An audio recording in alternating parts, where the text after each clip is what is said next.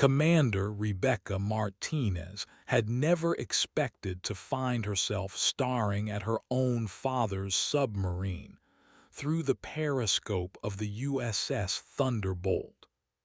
The sleek hull of the enemy vessel cut through the Pacific waters like a dark blade, its conning tower bearing the distinctive markings she'd memorized from childhood photographs. Her hands trembled slightly as she adjusted the focus, confirming what she already knew in her heart. This was the submarine her father had commanded before his mysterious disappearance 15 years ago. The irony wasn't lost on her. Just 3 hours earlier, Captain William Harrison had publicly humiliated her in front of the entire bridge crew, overriding her tactical recommendations and relegating her to what he called appropriate duties for someone of her limited experience. The condescension in his voice had cut deeper than any physical blow. 23 years of naval service, a master's degree in naval warfare, and countless commendations meant nothing to Harrison, who'd made it clear he believed women had no place in submarine command. Rebecca's mind raced back to the briefing room incident. She'd identified unusual sonar patterns suggesting enemy submarine activity in their sector, recommending an immediate course change and heightened alert status. Harrison had dismissed her analysis without even reviewing her data, claiming her feminine intuition was clouding her judgment. The male officers had snickered, and she'd felt the familiar burn of institutionalized sexism that had plagued her entire career. But now, watching the enemy submarine through the periscope, Rebecca realized her analysis had been absolutely correct. The vessel was maintaining a deliberate course toward their position, using an approach pattern that seemed oddly familiar. It was the same tactical maneuver her father had taught her during their weekend sailing trips, when he'd used toy boats to demonstrate naval strategy. The memory flooded back with startling clarity. Her father explaining how a skilled commander could use ocean currents and thermal layers to mask their approach. The submarine's hull bore scratches and weathering that spoke of years in hostile waters, but the hull number was still clearly visible, SSN 571. Rebecca's breath caught in her throat. She'd memorized that number from her father's service records, the same records that had been classified after his disappearance during what the Navy had called a routine training exercise. The official story had never made sense to her family. Commander David Martinez had been too experienced, too careful, to simply vanish without explanation. As she watched, the enemy submarine began to surface, water cascading from its ballast tanks in rushing torrents. The sight was both magnificent and terrifying. This wasn't supposed to be happening. Enemy submarines didn't surface in broad daylight unless they were either surrendering or preparing for something catastrophic. Rebecca's training kicked in, but her heart hammered against her ribs as she realized she was about to come face to face with answers she'd been seeking for over a decade. The conning tower broke the surface completely, and Rebecca could see movement on the deck. Through the periscope's powerful lens, she watched as figures emerged from the submarine's hatch. Even at this distance, she could make out the distinctive silhouette of the lead figure, tall, broad-shouldered, with the same confident bearing that had made her father a legend in submarine circles. Captain Harrison's voice crackled through the intercom, demanding to know what she was observing. Rebecca hesitated, knowing that her next words would change everything. The enemy submarine was now flying a flag she recognized from her father's personal effects, a custom pennant he designed himself, featuring the Martinez family crest alongside naval insignia. Her father was alive, and he was commanding an enemy vessel. Rebecca's world tilted on its axis as she processed this impossible reality. Her father, the man who taught her to love the ocean and respect naval tradition, was now technically her enemy. The submarine she'd been tracking wasn't just any hostile vessel. It was her father's ship, somehow captured or stolen, now being used against the very navy he'd once served with distinction. The implications crashed over her like a tidal wave. If her father was alive and commanding this submarine, then everything the Navy had told her family about his disappearance had been a lie. The closed casket funeral, the folded flag, the condolence letters from admirals, all of it had been an elaborate deception. But why? What had happened during that training exercise 15 years ago that had been so classified, so dangerous, that they'd been willing to fake her father's death? Through the periscope, Rebecca watched as her father raised what appeared to be a signal flag. The message was clear to anyone trained in naval communications. Request permission to come aboard.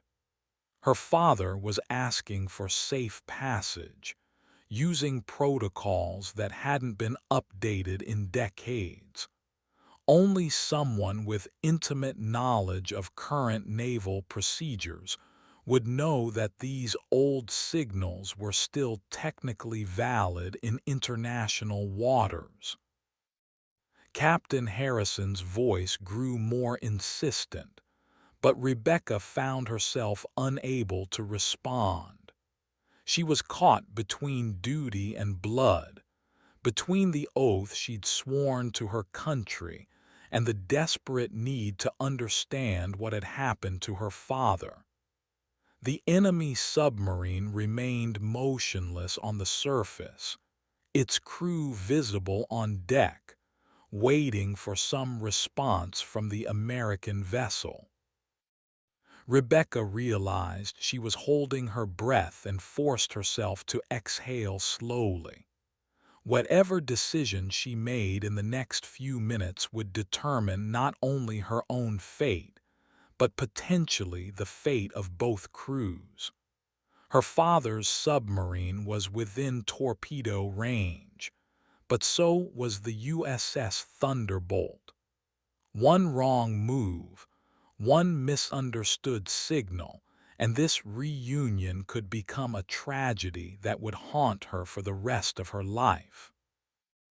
The weight of command had never felt heavier than it did in that moment, suspended between past and present, between the daughter she'd always been and the naval officer she'd become. Her father's submarine waited on the surface, flying his personal flag like a beacon from another time, while Captain Harrison's increasingly urgent demands echoed through the control room. Rebecca knew she had to make a choice, and she had to make it now. Captain Harrison burst into the periscope chamber, his face flushed with anger and frustration. "Commander Martinez, I demand to know what you're observing out there. You will step away from that periscope immediately and report to me." His voice carried the authority of someone accustomed to unquestioning obedience, but Rebecca couldn't bring herself to move. The sight of her father's submarine, his crew, the familiar flag, it was all too much to process while maintaining military protocol. "Sir," she said carefully, her voice steady despite the chaos in her mind, "I'm observing a surfaced submarine approximately 800 yards off our starboard bow. The vessel appears to be flying a signal flag requesting permission to come aboard." She didn't mention the personal significance of what she was seeing. How could she explain that the enemy commander was her supposedly dead father without sounding completely insane? Harrison shouldered her aside and peered through the periscope himself.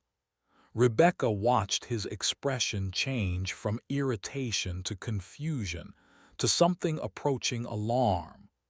"What the hell is that flag?" he muttered, adjusting the focus. "I've never seen anything like it in enemy fleet documentation." Rebecca bit back the urge to explain that he wouldn't find it in any official documentation because it was a personal pennant, designed by her father during his service years. The radio crackled to life, and a voice filled the control room, a voice that made Rebecca's knees go weak. "USS Thunderbolt, this is Commander David Martinez of the submarine Phoenix, requesting permission to come aboard under flag of truce.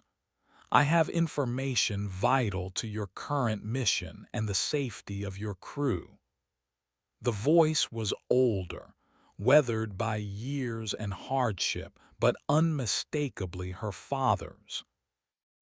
Captain Harrison's face went pale. "Martinez, that's impossible. David Martinez was killed in action 15 years ago." He turned to Rebecca, his eyes narrowing with suspicion. "Commander, did you know about this? Is this some kind of setup?" The accusation stung, but Rebecca maintained her composure even as her world continued to crumble around her. "Sir, I knew nothing about this," she replied truthfully. "But that is my father's voice, and that is his personal flag." The admission hung in the air like a challenge. Harrison's expression shifted from suspicion to something resembling panic. If David Martinez was alive and commanding an enemy submarine, it meant that either he was a traitor or the Navy's official story about his death was a massive cover-up. The radio crackled again. "Rebecca, I know you're listening. I know you're aboard that vessel.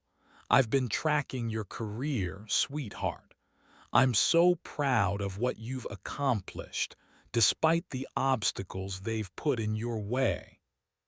The personal message sent shockwaves through the control room. Several crew members exchanged glances, realizing they were witnessing something far beyond normal military protocol. Harrison grabbed the radio microphone, his hands shaking slightly.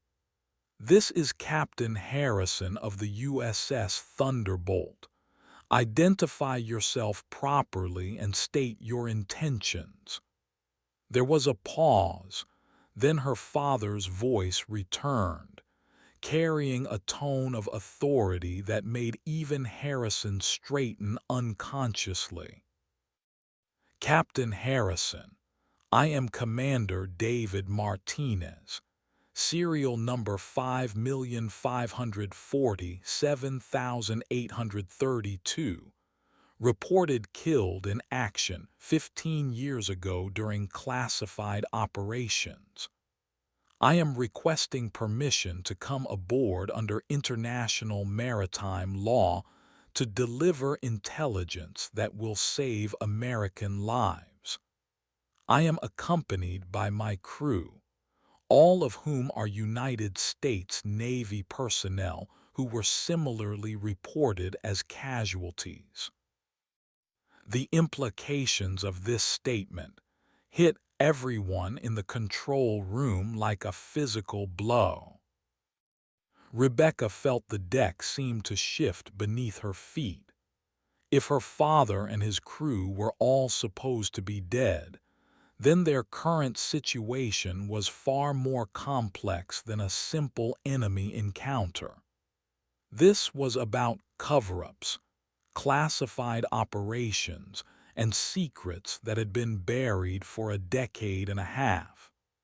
Captain Harrison's earlier dismissal of her tactical recommendations suddenly seemed trivial compared to the magnitude of what they were facing.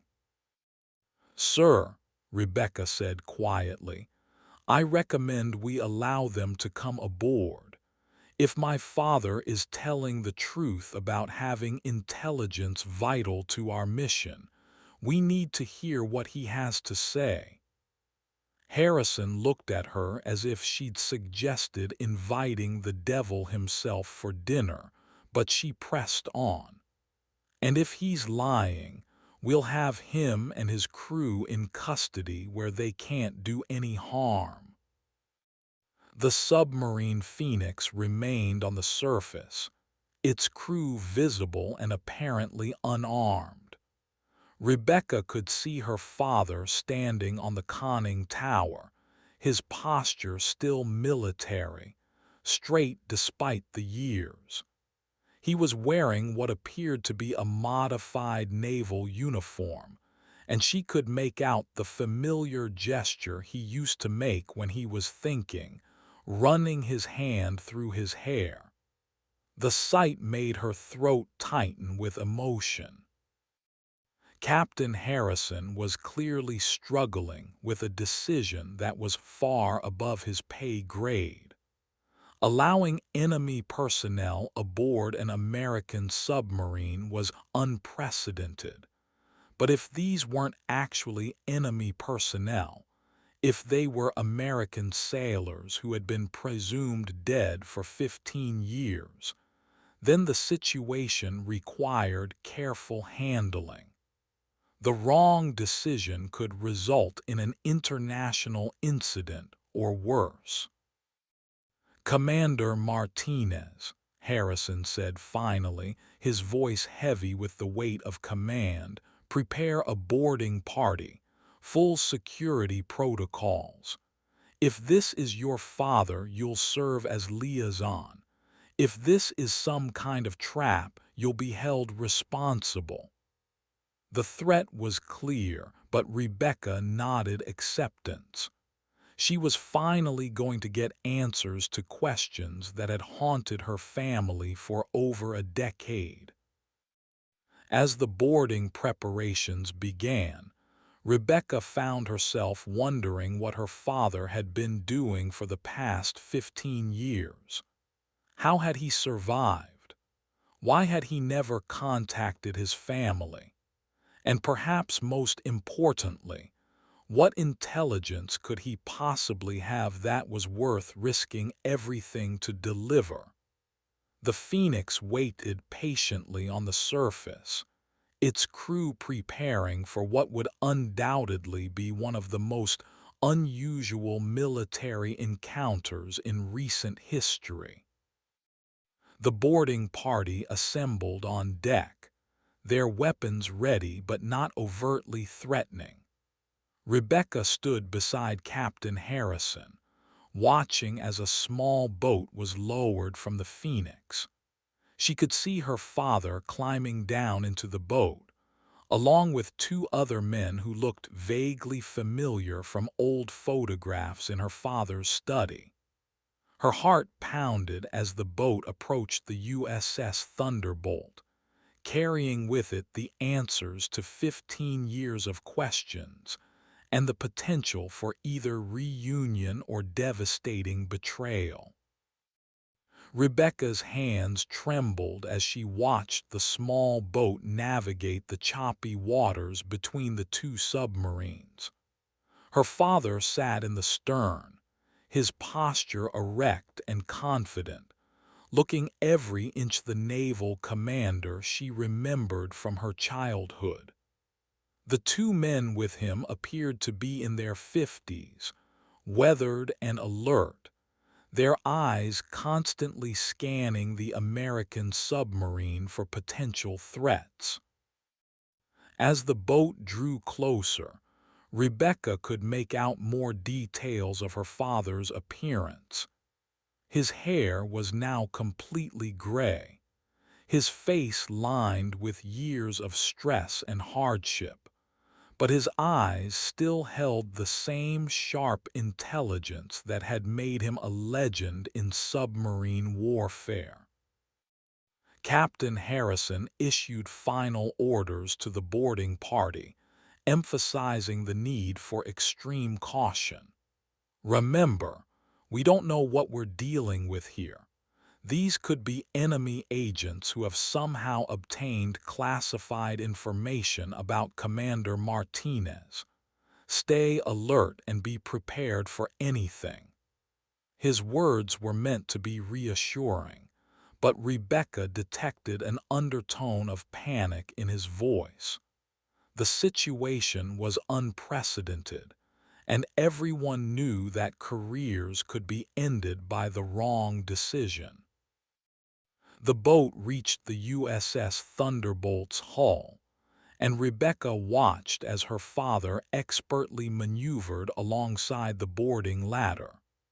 His movements were practiced and confident, betraying no hint of nervousness despite the fact that he was essentially surrendering himself to the mercy of the American Navy. As he climbed aboard, Rebecca noticed he was carrying a waterproof briefcase, secured to his wrist with a chain, the kind used for transporting classified documents. "Permission to come aboard, Captain," her father said formally, rendering a perfect salute to Captain Harrison. His voice carried the same authority Rebecca remembered from her childhood, but there was something else there now, a weariness that spoke of years spent in dangerous circumstances. Harrison returned the salute stiffly, clearly unsure of the proper protocol for greeting a supposedly dead officer. "Commander Martinez," Harrison replied, his voice carefully neutral. "You are aboard the USS Thunderbolt under flag of truce. You and your men will be treated in accordance with international maritime law, but you are considered prisoners until your status can be verified." The formal language couldn't disguise the surreal nature of the situation. They were essentially arresting a dead man. Rebecca stepped forward, her throat tight with emotion. "Dad," the word came out as barely a whisper, but her father's head turned toward her immediately. The smile that spread across his weathered face was the same one she remembered from childhood, warm and full of unconditional love. For a moment, Military protocol was forgotten as father and daughter stared at each other across 15 years of separation. "Hello, sweetheart," her father said softly. "You look exactly like your mother did at your age. I've missed you so much." The simple words carried a weight of emotion that made several of the crew members shift uncomfortably. This was clearly not a standard military encounter, and everyone present sensed they were witnessing something deeply personal and potentially historic. Captain Harrison cleared his throat loudly, reasserting his authority.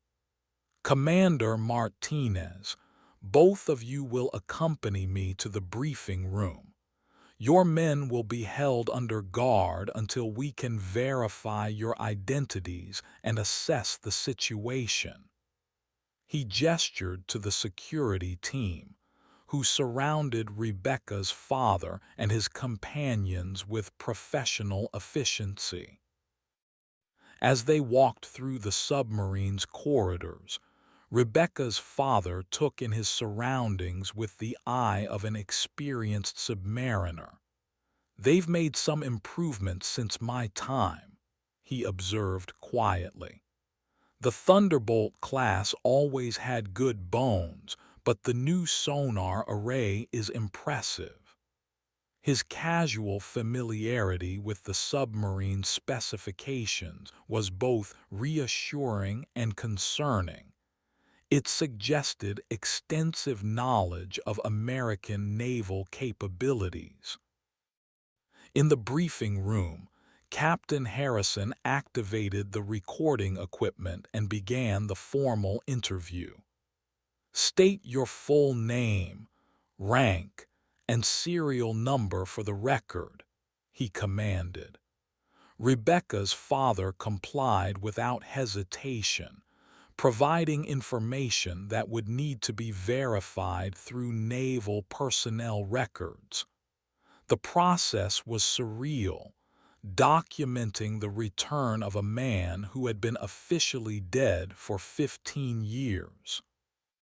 "Now," Harrison continued, "explain how you came to be commanding what appears to be an enemy submarine, and why you were reported as killed in action 15 years ago."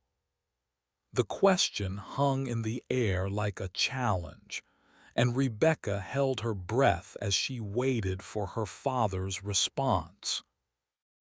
David Martinez opened his briefcase and withdrew a sealed envelope marked with classifications Rebecca had never seen before.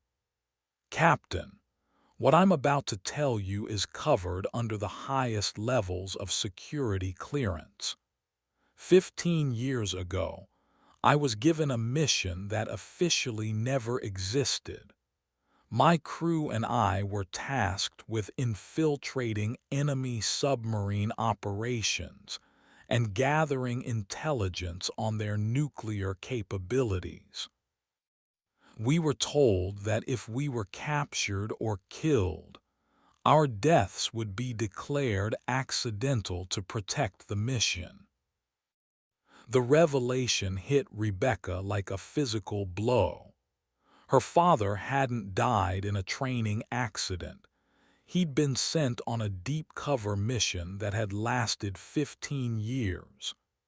The funeral, the grief, the unanswered questions, all of it had been necessary deceptions to protect a classified operation. She felt anger and relief in equal measure, angry at the deception, but relieved that her father's absence had been duty rather than choice. "The mission was supposed to last 6 months," her father continued. "We were to gather intelligence and return with crucial information about enemy submarine technology.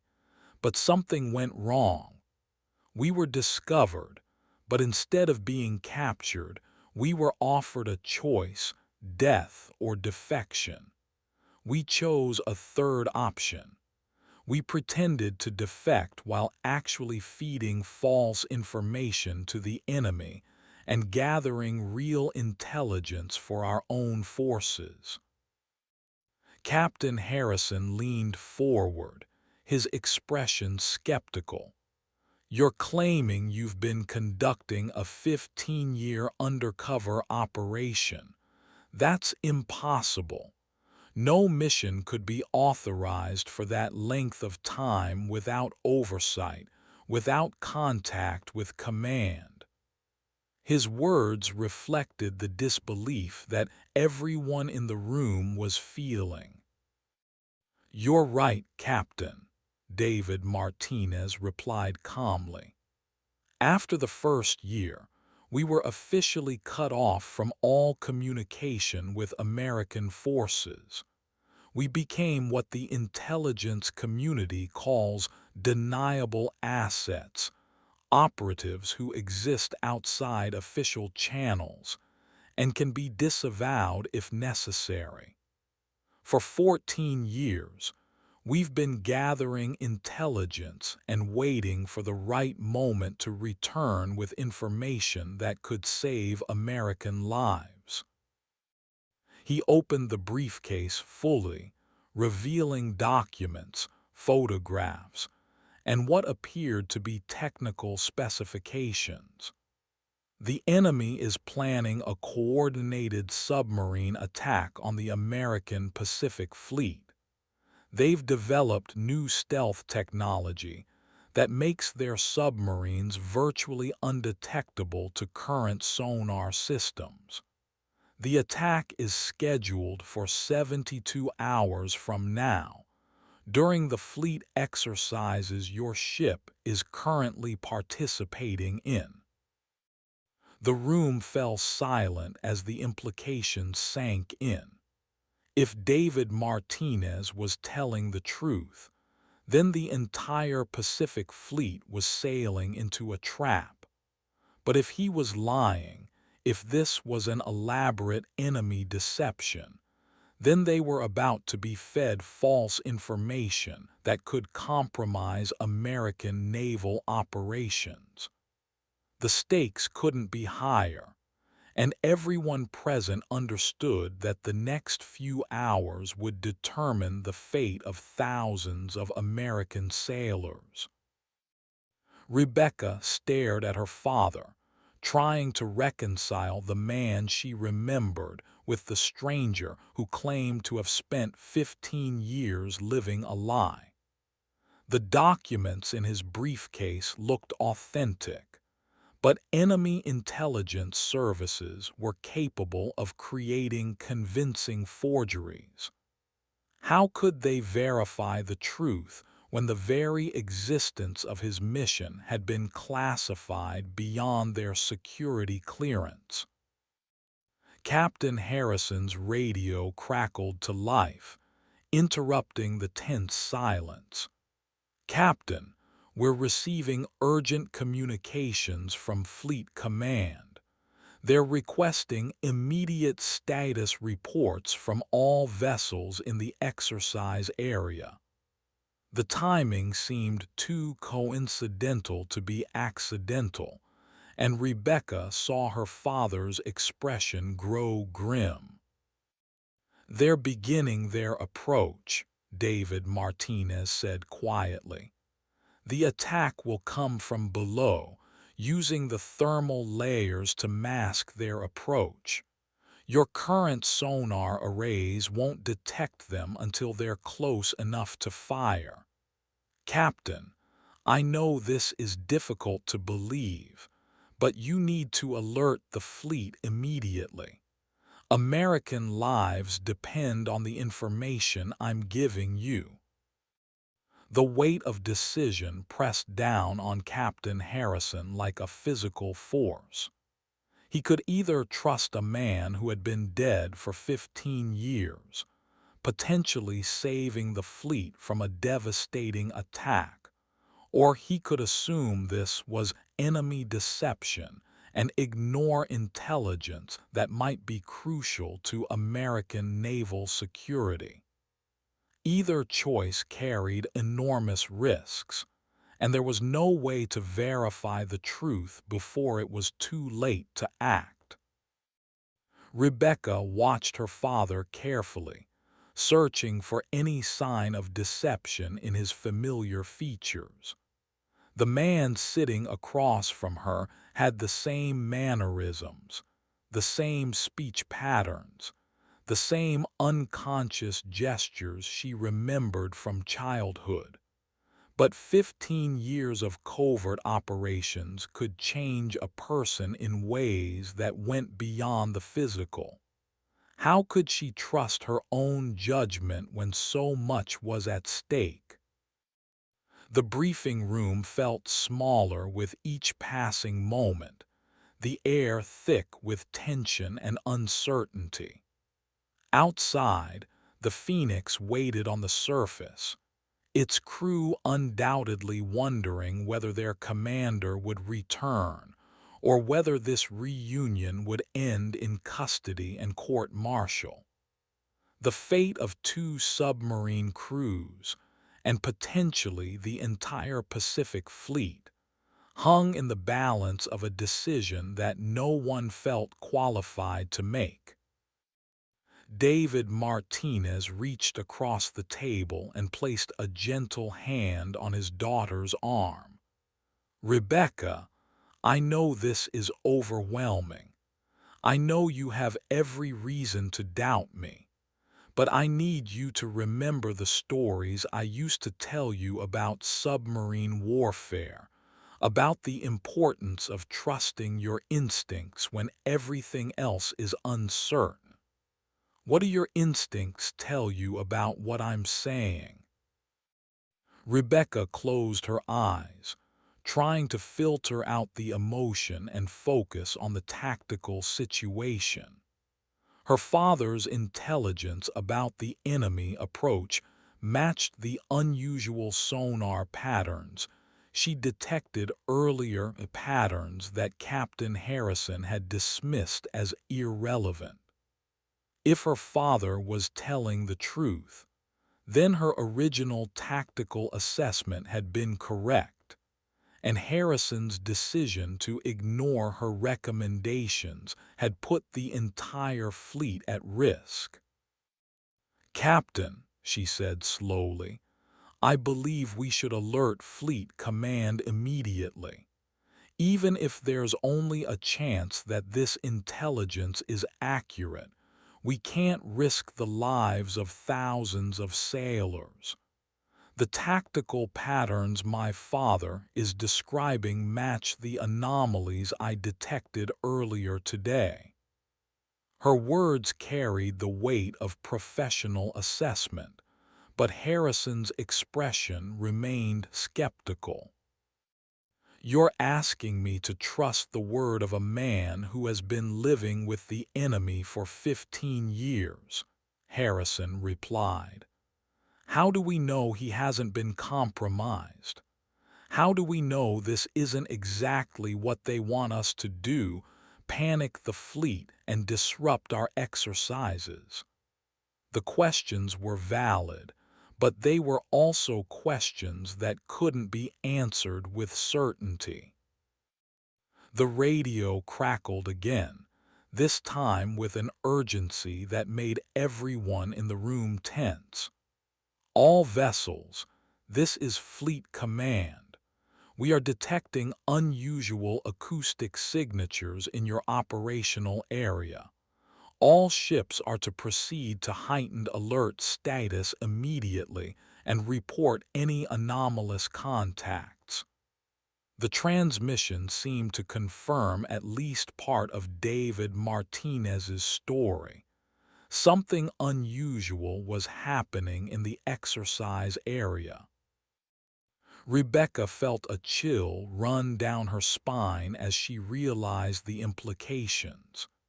If the enemy attack was beginning, they had minutes rather than hours to act. The decision about whether to trust her father's intelligence was no longer theoretical. It was a matter of immediate survival. She looked at Captain Harrison, willing him to make the right choice before it was too late. "Captain," David Martinez said urgently, "they're using a new type of stealth technology that creates false acoustic signatures. Your sonar operators will think they're detecting natural ocean phenomena when they're actually tracking submarine movements. The attack will come from multiple directions simultaneously, designed to overwhelm your defensive capabilities." Harrison's face was pale as he processed this information. The acoustic signatures Fleet Command was detecting could be exactly what David Martinez was describing, the precursor to a coordinated attack. But acting on unverified intelligence from a supposedly dead officer could be career suicide if the threat proved to be false. The burden of command had never felt heavier. "Sir," Rebecca said firmly, "we need to make a decision now. If my father is telling the truth, every minute we delay increases the risk to American lives. If he's lying, we'll discover the deception soon enough. But we can't afford to wait when the stakes are this high." Her words carried the conviction of someone who had spent her entire career preparing for moments like this. Captain Harrison looked at the documents spread across the table, then at David Martinez, then at his own daughter. The weight of 15 years of questions and doubts pressed against the immediate need for action. In the end, the decision came down to a simple choice: trust or suspicion, faith or fear, the hope of reunion or the certainty of protocol. "Communications," Harrison said into his radio, his voice steady despite the magnitude of the decision. "Get me Fleet Command immediately. Priority Alpha transmission." The die was cast, and whatever happened next would determine not only the fate of the Pacific Fleet, but the legacy of a father and daughter who had been separated by duty and reunited by crisis. The communications officer's voice crackled back through the intercom. "Captain, Fleet Command is reporting multiple sonar contacts appearing throughout the exercise area. They're requesting immediate tactical assessment from all vessels." The timing was too perfect to be coincidental, and Rebecca felt her heart race as she realized her father's intelligence was being confirmed in real time. David Martinez leaned forward, his expression grave. "Captain, the enemy submarines are using a formation pattern they call the net. They position themselves in a wide semicircle around the target area and close in simultaneously. Your fleet is positioned exactly where they want you. They've been tracking your exercise patterns for months, waiting for the perfect moment to strike." Harrison's hands were shaking as he activated the secure communications channel. "Fleet Command, this is USS Thunderbolt. I have urgent intelligence regarding the sonar contacts you're tracking. We have information suggesting these are enemy submarines preparing for a coordinated attack." His voice carried the weight of a decision that could either save lives or destroy his career. Thunderbolt, this is Fleet Command. What is the source of your intelligence? The question hung in the air like a challenge. How could Harrison explain that his information came from a supposedly dead officer commanding an enemy submarine? The story was so improbable that even he had difficulty believing it. Rebecca watched her father's face as he listened to the radio exchange. She could see the tension in his jaw, the way his fingers drummed against the table, nervous habits she remembered from childhood. "Dad, how many submarines are we facing?" she asked quietly. "7," he replied without hesitation. 3 attack submarines positioned to the north, 2 to the east, and 2 to the south.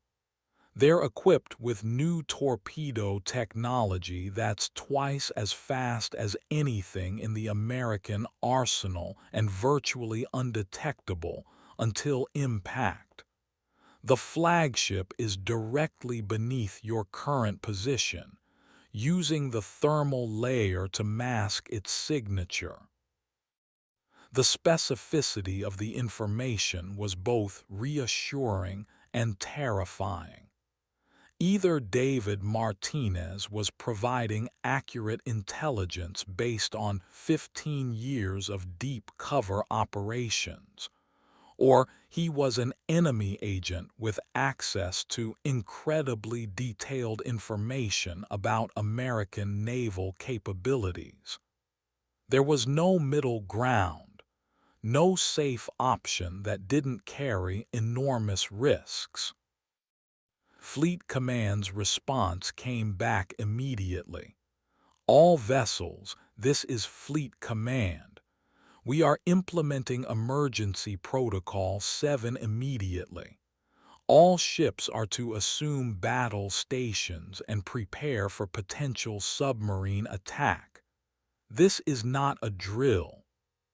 The formal announcement sent shockwaves through the USS Thunderbolt's crew, who had been participating in what they thought was a routine training exercise. Captain Harrison looked at David Martinez with a mixture of respect and suspicion. "If you're telling the truth, you've just saved thousands of American lives.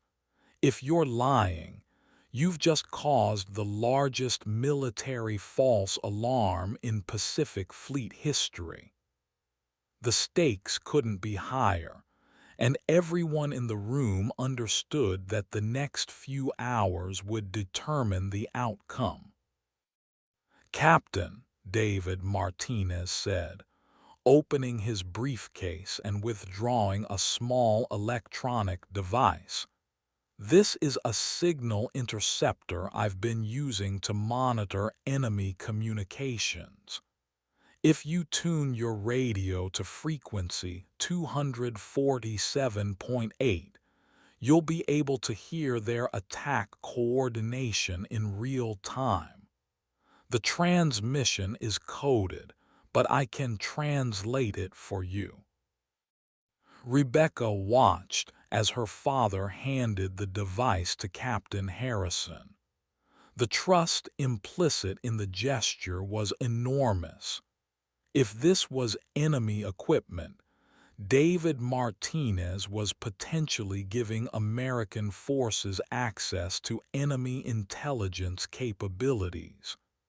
If it was a trap, he was putting his own life at risk by providing what could be traced back to him. The device crackled to life, emitting a series of coded signals that sounded like static to the untrained ear. David Martinez listened for a moment, then began translating. "Attack Formation 7 is in position. Thermal layer masking is effective. American surface vessels are maintaining predictable patterns. Attack authorization requested from command. Captain Harrison's face went white as he realized the implications. The intelligence was real, the threat was immediate, and the decision to alert Fleet Command had been correct. But the larger question remained. How had the enemy obtained such detailed information about American naval exercises, and what other operations had been compromised? Fleet Command, this is USS Thunderbolt, Harrison said into the radio. I can confirm that the sonar contacts are enemy submarines. I have actionable intelligence regarding their positions and attack patterns.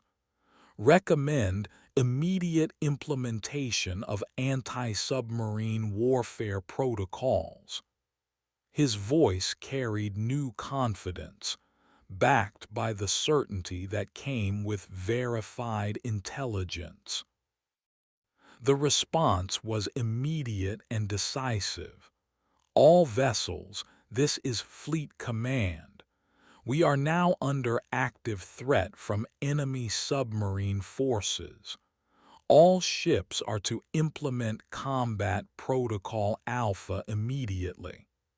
Surface vessels will maintain defensive formations while attack submarines move to engage the threat. This is not a drill. Rebecca felt a surge of pride as she watched her father's intelligence being acted upon by the entire Pacific Fleet. 15 years of sacrifice and separation had led to this moment, the prevention of what could have been a devastating attack on American naval forces. But the reunion was far from over, and questions remained about her father's status and the future of his crew. "Dad," she said quietly, "what happens now? Are you still considered enemy combatants? Will you be court-martialed for the deception?" The questions reflected concerns that went beyond the immediate tactical situation. Her father had spent 15 years living as a dead man, and returning to life carried its own set of challenges. David Martinez smiled sadly. "Sweetheart, I honestly don't know. We've been operating outside official channels for so long that we exist in a legal gray area. The mission was authorized, but the methods we used to stay alive and gather intelligence were improvised. We'll face whatever consequences come with our choices." The radio crackled with reports from across the fleet as American submarines moved to engage the enemy threat. Contact bearing 027, range 4,000 yards. Classification: enemy submarine, attack configuration. The battle was beginning, and the intelligence provided by David Martinez was proving accurate in real time. Captain Harrison looked at Rebecca and her father with new respect. "Commander Martinez, both of you, I owe you an apology. Your tactical assessment was correct, and your intelligence has potentially saved hundreds of American lives.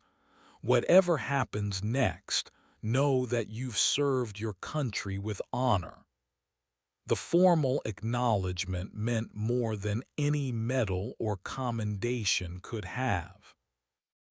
As the sounds of naval combat echoed through the communication system, Rebecca stood beside her father, watching the fruits of 15 years of sacrifice unfold. The enemy attack was being countered, American lives were being saved, and a father and daughter were finally reunited. But the story was far from over, and the challenges ahead would test everything they had learned about duty, family, and the true cost of serving something greater than themselves. The battle raged for 3 hours, with American submarines successfully engaging and neutralizing the enemy threat. The enemy's new stealth technology proved effective, but not invincible when faced with forewarned and prepared American forces. Of the 7 enemy submarines, 5 were destroyed and 2 were captured, their crews providing additional intelligence that would prove invaluable in future operations. Throughout the engagement, David Martinez provided tactical consultation, his 15 years of experience with enemy submarine operations proving invaluable to American commanders.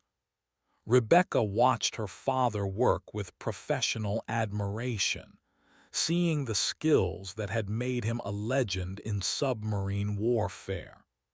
The reunion was bittersweet. She was proud of his sacrifice and service, but angry about the years of unnecessary grief his family had endured. When the battle ended, Fleet Command requested a full debriefing from all personnel involved in the intelligence operation. David Martinez and his crew were officially taken into custody, but treated with the respect due to returning war heroes rather than enemy prisoners. The legal and administrative challenges of bringing dead men back to life would take months to resolve. Captain Harrison found himself in the uncomfortable position of having to explain to his superiors how he had come to trust intelligence from a supposedly dead officer.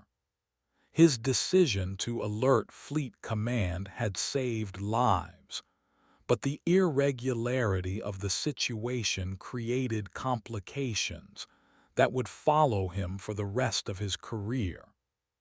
The Navy didn't handle unprecedented situations well, and this case would require new protocols and procedures. Rebecca was granted emergency leave to help with her father's reintegration process, but she knew that their relationship would never be the same. 15 years of separation had changed them both, and rebuilding their connection would require time and patience. The man who had returned was both her father and a stranger, shaped by experiences she could never fully understand. The Phoenix was taken into American custody, its crew debriefed, and gradually integrated back into official naval service.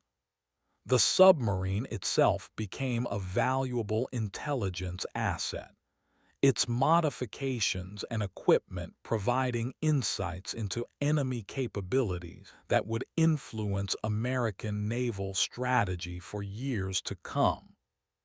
The vessel that had been her father's home for 15 years became a museum piece, a testament to the sacrifices made by those who served in the shadows.